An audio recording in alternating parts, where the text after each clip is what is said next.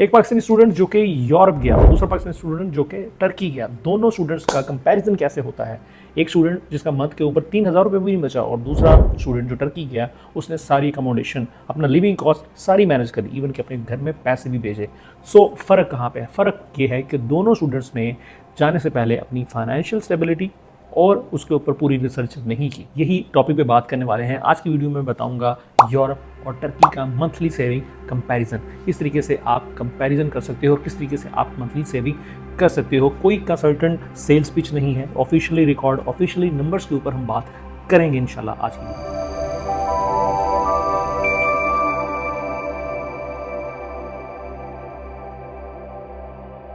ज़्यादातर स्टूडेंट जो study abroad जाने की ख्वाहिश रखते हैं या स्टडी अब्रॉड का सोच रहे होते हैं, उनके माइंड में सिर्फ एक क्वेश्चन होता है कि कौन सा ऐसा डेस्टिनेशन है जहाँ पे स्टडी जो ट्यूशन फ़ी है वो लो हो। बट आपको पता है कि ये आपका रॉन्ग क्वेश्चन है। आपका रियल सवाल होना चाहिए कि कौन सा ऐसा डेस्टिनेशन है जहाँ पे मेरा मंथली खर्चा जो है वो कम होगा, और वो कौन सी डेस्टिनेशन है जहाँ पे लीगली कमा कर मैं घर पैसे भी भेजूँ और अपनी ट्यूशन फ़ी भी दे सकूँ। बिस्मिल्लाहिर्रहमानिर्रहीम, अस्सलाम वालेकुम, मेरा नाम सुरमान है और मैं हूँ आपका कंसल्टेंट फ्रॉम स्टडीफाई कंसल्टेंट से। सबसे पहले हम आज के जो टॉपिक है वो स्टार्ट करते हैं ट्यूशन फ़ी और लिविंग कॉस्ट के ऊपर।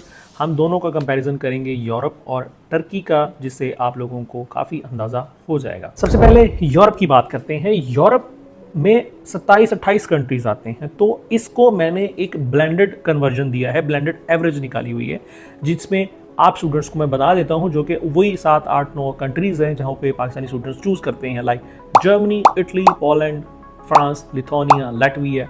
ये वो कंट्री है, हंगरी है, ये वो 7-8 कंट्रीज़ हैं जहाँ पे स्टूडेंट्स बहुत ज़्यादा मूव होते हैं। तो उनकी एक एवरेज कॉस्ट, जिसमें बहुत सारे ऐसे कंट्रीज़ हैं जिसकी ज़ीरो फ़ी है और कुछ ऐसे कंट्री है जिनकी नॉर्मल फ़ी जो है वो 2000 यूरो से स्टार्ट होती है। बट हम एक एवरेज कॉस्ट निकाल लेते हैं कि 2000 यूरो से लेकर 6000 यूरो तक जो है वो यूरोप की फ़ी आपको देखने को मिलती है। अगर लिविंग कॉस्ट की बात करूँ तो लिविंग कॉस्ट भी डेस्टिनेशन के मुताबिक डिफरेंट है। किसी जगह पे लिविंग कॉस्ट 700 यूरो आ जाती है, किसी जगह पे 1200 यूरो भी आती है। तो हम एवरेज निकाल के हमने देखा है कि 600 यूरो से लेकर 700 यूरो तक आपकी लिविंग कॉस्ट आ जाती है यूरोप के अंदर रहते हुए। और अगर मैं टर्की की बात करूं तो टर्की में जो ट्यूशन फ़ी है अंडरग्रेड प्लस मास्टर स्टूडेंट्स के लिए वो $3000 से लेकर $4000 तक पूरे साल की फ़ीस आपको देखने को मिलती है। अगर मैं अकोमोडेशन की बात करूं या लिविंग कॉस्ट की बात करूं तो वहाँ पे आपको $400 से लेकर $500 आपको मिलता है। बट हमने ट्यूशन फ़ी और लिविंग कॉस्ट को एक साइड पे रख के हमने जो मेन बात करनी है कि आपकी लीगल वर्क क्या है, आपकी कमाई कितनी है और आपको पोस्ट स्टडी वर्क परमिट किस जगह पे ज़्यादा आसानी से मिलता है, हमने वो कंपैरिजन करना है। फिर जाके आपको कंफर्मेशन आपको मिलेगी। जो सेकंड हमारा टॉपिक है वो है पार्ट टाइम और मिनिमम वेज रेट क्या है यूरोप और टर्की में। ये सेक्शन आप स्टूडेंट्स के लिए बहुत ज़्यादा ज़रूरी है। यहाँ पे मोस्टली जो है वो आपको गलत गाइडेंस मिली होती है। यूरोप में नॉन यू स्टूडेंट आमतौर पर 20 hours per week during term काम कर सकते हैं। कुछ कंट्रीज़ में annual day based limit system होता है, जैसे 120 full days per year. Minimum wage का फ़र्क यहाँ बहुत बड़ा है।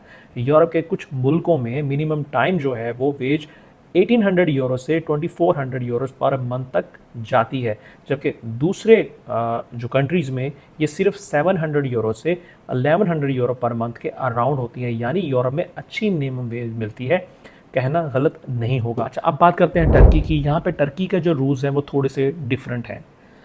अंडरग्रेड स्टूडेंट सिर्फ अपने पहले साल के बाद जो है वो काम कर सकते हैं, मैक्सिमम 20 आवर्स पर वीक, और वो भी वर्क जो है वर्क परमिट के साथ जो आपके एम्प्लॉयर जो है अप्लाई करता है। आप खुद बिल्कुल अप्लाई नहीं कर सकते।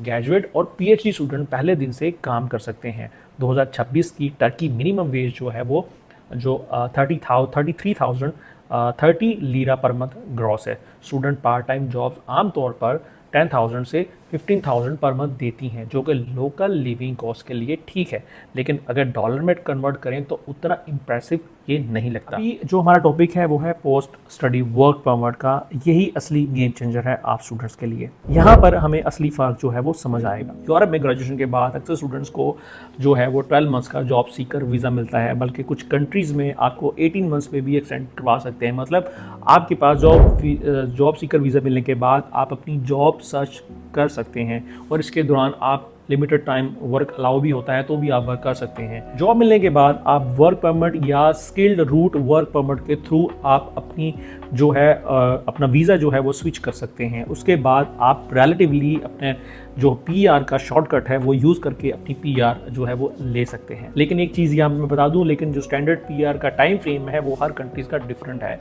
किसी कंट्री का 5 साल है, किसी कंट्री का 7 साल है, और ये डिपेंड करता है आपकी सैलरी के ऊपर, ये डिपेंड करता है आपकी कौन सा कैटेगरी का आपके पास वर्क परमिट है। अगर मैं बात करूँ टर्की की इसके कंपैरिजन में, तो ये चीज़ बता दूँ, टर्की में आपको dedicated post study work permit visa नहीं मिलता। आपको टर्की जॉब सीकर वीज़ा तो देती है, बट उसमें आप काम नहीं कर सकते। काम करने के लिए टर्की में एक प्रोसेस है जो कि आपका एम्प्लॉयर आपको वर्क परमिट देता है, आपका वर्क परमिट प्रोसेस करता है। जब आपके हाथ में वर्क परमिट आता है देन आपको टर्की अलाउ करता है काम करने की। बट यहाँ पे एक चीज़ बता दूँ, ये जितना सुनने में मुश्किल लग रहा है ये बहुत ही आसान है। टर्की में ये एक तरीकाकार है, जहाँ पे भी आपको जॉब मिलती है वहाँ बहुत ईजी तरीके से कंपनी आपको वर्क परमिट दे देती है।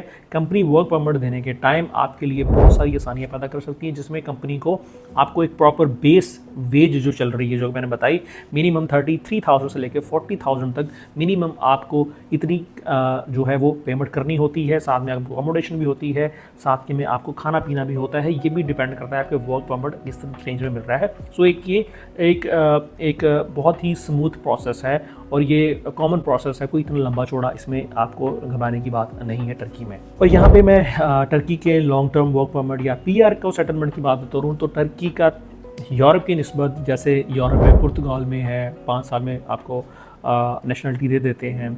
इसके अलावा स्पेन में आपको 5 साल में नेशनलिटी मिल जाती है। इसके अलावा इटली में भी अगर अप्लाई करते हो तो जल्दी से जल्दी मिल जाती है। बट टर्की में जो टाइम पीरियड जो हमारे सोर्सेज के मुताबिक जो हमने रिसर्च की है, ऑफिशियली रिकॉर्ड के मुताबिक आपको 7 से 8 साल लगते हैं। प्रोसेस थोड़ा लेंथी है बट बहुत ही स्मूथ और बहुत ही ज़बरदस्त जो है वो टर्की का प्रोसेस आपको देखने को मिलता है। इसीलिए टर्की को अगर हम मेन एडवांटेज टर्की का living cost plus tuition fee को अगर देखें तो बहुत सस्ता पड़ता है। अगर मैं यूरोप के कंपैरिजन इसको पोस्ट स्टडी वर्क परमिट और पीआर की बात करूं तो आई थिंक सो यूरोप में बहुत सारे ऐसे कंट्रीज़ हैं वो जो टर्की की निस्बत जल्दी पीआर और आपको पीआर और सेटलमेंट जल्दी मिल सकती है। अब बात कर लेते हैं स्कॉलरशिप्स को लेकर के यूरोप और टर्की में क्या फ्री में स्कॉलरशिप मिलती हैं या फ्री में नहीं है, तो कौन कौन सी स्कॉलरशिप हमें देखने को मिलती है। टर्की का सबसे बड़ा एडवांटेज जो है वो टर्की जो है वो बर्सलरी स्कॉलरशिप है। ये ना सिर्फ ट्यूशन फ़ी कवर करती है बल्कि आपकी अकोमोडेशन, हेल्थ इंश्योरेंस और मंथली स्टाइपेंड भी देती है। बहुत से पाकिस्तानी स्टूडेंट इसी स्कॉलरशिप की वजह से टर्की चूज़ करते हैं और ये एक जेन्युइनली अच्छा ऑप्शन है अगर आप क्वालिफाई कर जाएं। इसी तरह से यूरोप में भी बहुत सारी गवर्नमेंट की स्कॉलरशिप्स मिलती हैं, लेकिन यूरोप की जो स्कॉलरशिप्स ऑफर होती हैं उसमें पूरी दुनिया से लोग अप्लाई करते हैं और कंपटीशन इंतहाई ज़्यादा होता है। और कुछ जो आपकी स्कॉलरशिप्स हैं वो आपकी जो लैंग्वेज है, आपकी जो उस कंट्री की लैंग्वेज की जो भी आपकी वो भी आपके लिए बैरियर क्रिएट करती हैं। सो टर्की, अगर मैं टर्की और यूरोप की स्कॉलरशिप की बात करूं, अगर ये टर्की में जो स्कॉलरशिप मैंने बताई अगर आपको मिल जाती है तो वो तो सोने पे सुहागा आपको मिल। अगर आप स्टूडेंट लॉन्ग टर्म करियर और स्ट्रक्चर्ड पाथवे के थ्रू पीआर हासिल करना चाहते हैं, हायर सैलरी में जाना चाहते हैं, अगर आपके पास बजट का कोई इशू नहीं है तो आप कुछ कंट्रीज़ यूरोप के चूज़ कर सकते हैं अगर आपको ये टारगेट है। अगर दूसरी साइड पे अगर बात करूँ टर्की में, अगर आपके पास लो बजट है, लो बजट में रहते हुए आप जस्ट 5 लाख रुपया खर्च करके पाकिस्तान से जा सकते हो और एक अच्छी डिग्री हासिल कर सकते हो, जो कि पूरी दुनिया में यूरोप अक्रेडिट सिस्टम के तहत ही उसकी डिग्री है। टर्की की भी, इसके ऊपर भी मैंने एक वीडियो बनाई है, लिंक मैं दे दूंगा, वो आप देख सकते हो। ये क्या सिस्टम है, एक्टेस क्या होता है, ये कैसे काम करता है, इसके ऊपर प्रॉपर एक वीडियो है मेरी, तो आप मेरे चैनल पे देख सकते हो। इसका मतलब ये है कि मैं आपको बता रहा हूँ कि टर्की की जो डिग्री है पूरे यूरोप में रिकग्नाइज्ड है। और टर्की का 1 सेमेस्टर 2 सेमेस्टर पढ़ के अगर आपको टर्की पसंद नहीं आता तो आप यहाँ से भी मूव हो सकते हैं ट्रांसफ़र क्रेडिट के थ्रू। इसके ऊपर भी मेरी एक वीडियो है, मेंशन कर दूंगा, वो भी आप जाके देख सकते हो। तो एंड पे साबित ये हुआ कि अगर यूरोप में फ्री एजुकेशन के ऊपर भी आप जाते हो, लाइक जर्मनी जाते हो, तो आपको 4 मिलियन का जो है वो ब्लॉक्ड अकाउंट भी ओपन करना पड़ेगा। अगर आप इटली फ्री स्टडी में जाते हो तो भी आपका 8-10 लाख रुपए लगेगा। टर्की एक ऐसा डेस्टिनेशन है जहाँ पे सिर्फ 5 लाख रुपए दे के आप मूव हो सकते हो, जहाँ से आपके पास मल्टीपल रास्ते हैं। जर्मनी भी है, फ्रांस भी है, इटली भी है, यूरोप सारा खुला है, आप ट्रांसफ़र हो सकते हो, मूव हो सकते हो। बट जो चीज़ें नज़र आ रही हैं कम बजट में, इनकम सेम ही है, इनकम का कोई ज़्यादा डिफरेंस नहीं है। अगर आप 800 यूरो वहाँ पे कमा रहे हो तो इतना पैसा आप टर्की में भी कमा रहे हो। फ़र्क क्या है, सबसे ईजीएस्ट वे क्या है कि जॉब की जो अपना जॉब मार्केट की बात कर रहा हूँ मैं, जॉब मार्केट दोनों में सेम ही है। यहाँ पे भी आपको लैंग्वेज सीखनी पड़ेगी टर्की में, यूरोप में भी आपको लैंग्वेज सीखनी पड़ेगी। उसके साथ साथ वीज़ा प्रोसेस किसका आसान है, टर्की में आपका वीज़ा प्रोसेस इंतहाई इजी है। आपका MOE पे बेस पे आपको एडमिशन मिल जाता है। उसके बाद आपको वीज़ा इंटरव्यू बिल्कुल नहीं है, यूनिवर्सिटी का इंटरव्यू बिल्कुल नहीं है। 15 से 20 दिन में, महीने के अंदर आपको जो है वीज़ा मिल जाता है। 20 लाख की अपने बैंक स्टेटमेंट मैनेज करनी है, वो करके आप अपना वीज़ा हासिल कर सकते हैं। अगर दूसरा यूरोप की तरफ बात करूं तो यूरोप में आपको आर्ट्स के साथ स्कॉलरशिप्स मिलती हैं। अगर आपका आर्ट्स में 6.5 बैंड 7 बैंड नहीं है तो आप ना जर्मनी में स्कॉलरशिप ले सकते हो, ना इटली में स्कॉलरशिप ले सकते हो। अदरवाइज़ आपको 4000 से 5000 यूरो देना पड़ेगा। कुछ लिमिटेड ऑप्शन होती हैं जिसमें MOE एक्सेप्टेबल है, बट उसमें आपको 4000 यूरो से लेकर 6000 यूरो तक फ़ीस देनी पड़ेगी। और उसके बाद आपका एम्बेसी इंटरव्यू है, यूनिवर्सिटी इंटरव्यूज़ हैं जो देने हैं, और 100% गारंटी नहीं है। टर्की की 100% गारंटी के साथ मैं आपको कह सकता हूँ आपको वीज़ा देता है। सो टर्की और यूरोप में जस्ट ये डिफरेंस है।